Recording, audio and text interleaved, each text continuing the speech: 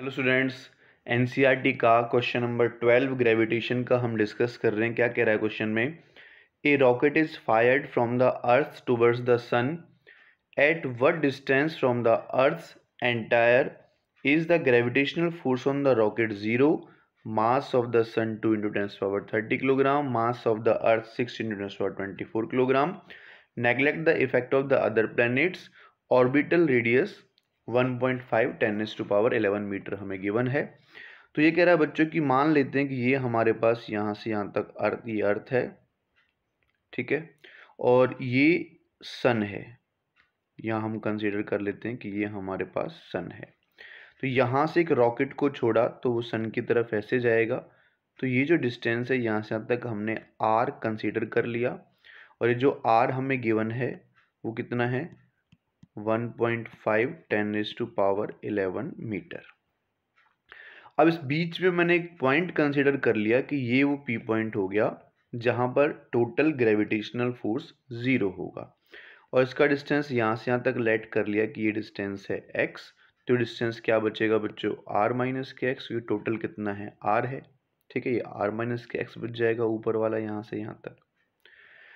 Okay, तो इस वाले पॉइंट पर टोटल फोर्स कितना है? 0। तो इस वाले पर जो मास है वो मैंने m कंसिडर किया।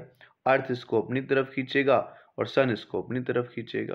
तो दोनों फोर्स क्या होने चाहिए? इक्वल एंड अपोजिट होने चाहिए, तभी टोटल रिजल्टेंट फोर्स क्या आएगा? यहाँ पर 0 आएगा, ठीक है। तो force due to earth is equals to होना चाहिए फोर्स ड्यू टू सन। तो फोर्स निकालने का फॉर्मूला हमें पता है, G capital M small m by earth से डिस्टेंस कितना है इसका? x, तो x² पुट कर देंगे। G कैपिटल M, ये मास ऑफ अर्थ है, ये मास ऑफ सन हो जाएगा स्मॉल m, अपॉन डिस्टेंस कितना हो जाएगा बच्चों?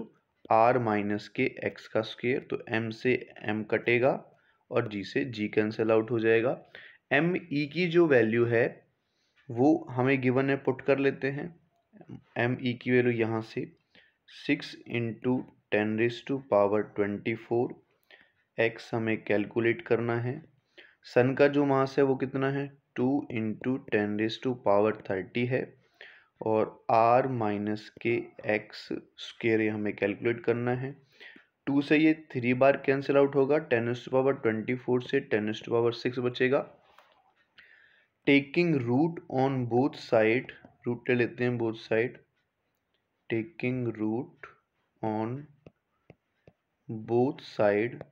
जब हम दोनों साइड रूट ले लेंगे तो ऊपर बचेगा √3 और नीचे x² का हो जाएगा x, एंड इधर बचेगा 10⁻3 और इधर हो जाएगा r माइनस के x। क्रॉस मल्टीप्लिकेशन कर लेते हैं।